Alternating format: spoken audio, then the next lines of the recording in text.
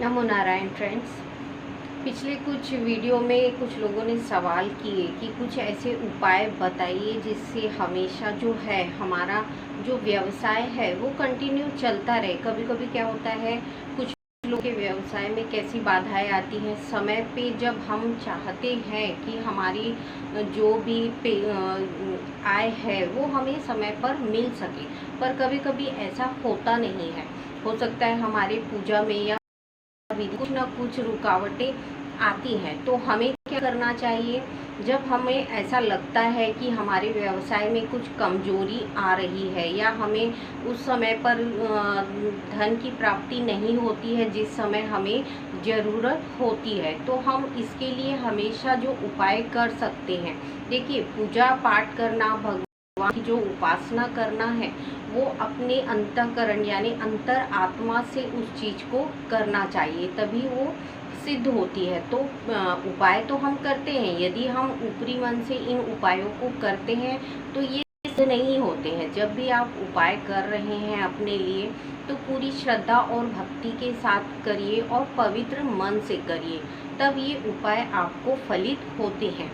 तो कुछ लोगों ने ऐसा ही प्रश्न किया कि हम जो कंटिन्यू देखते हैं कि व्यापार में कभी बिजनेस उठ जाता है और कभी क्या होता है, हमारा जो कंडीशन है, आर्थिक कंडीशन, वो बहुत ही ज़्यादा डाउन हो जाती है। तो होता है ऐसा, व्यवसाय में हर किसी के साथ होता है। पर इसका जो उपाय है, जैसे हम एक साल में जितने महीने पढ़ते हैं, जो एक साल में 12 महीने पढ़ते हैं, तो हर 3-3 महीने में हमें ये उपाय करना है। आपको क्या करना है, 3 सोमवार कोई भी ऐसे चुनना है, यानी 3 सोमवार के दिन आपको क्या करना है, एक तांबे के कलश में शुद्ध जल लेना है और उसमें चावल, सेंदूर, हल्दी और कुंकुम डालना है। सेंदूर लेना है, कुंकुम लेना है और हल्दी, चावल, हल्दी, कुंकुम और सेंदूर, ये डाल के आपको 1 लोटा जल ले जाना है।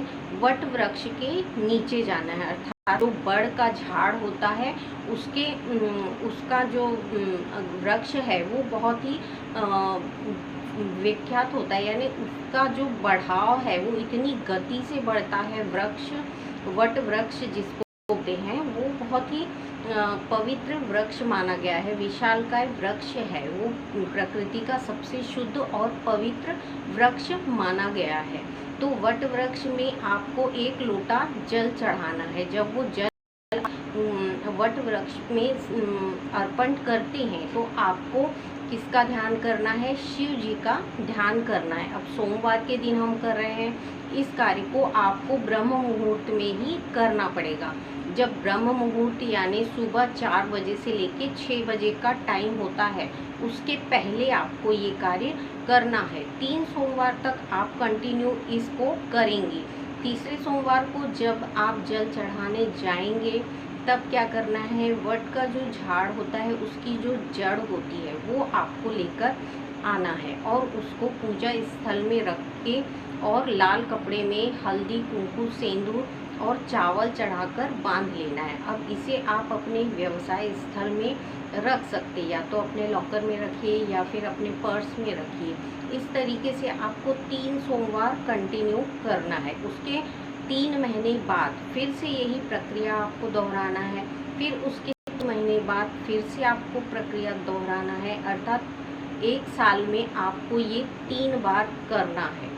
तब आपका जो व्यवसाय है वो धीरे धीरे क्या होगा, विकसित होने लगेगा। यानी समय पर जब आप धन की प्राप्ति करना चाहते हैं और वो नहीं हो पाती, तो हम छोटे छोटे उपाय के द्वारा अपना जो कार्य है उसको बढ़ाने की कोशिश करते हैं। तो हम ये उपाय करेंगे सच्ची श्रद्धा और भक्ति से जब हम करते हैं तो ये फलित होते हैं। तो आप जब 3-3 महीने के अंतराल पे इस उपाय को करेंगे तो जो साल का तीसरा रहेगा आपका मंत्र, तो इस पूरे जो प्रक्रिया आपने की है इसको आप विसर्जन कर देंगे, अर्थात नदी के प्रवाह में छोड़ देंगे। तो 1 साल में आपको 3 बार ये 3-3 महीने के अंतराल करना है। तब क्या होगा, कुछ समय बाद आपका जो व्यवसाय है वो कंटिन्यू चलना शुरू हो जाता है। देखिए, कोई भी चीज़ के लिए मेहनत करते हैं तभी उसका फल हमें प्राप्त होता है।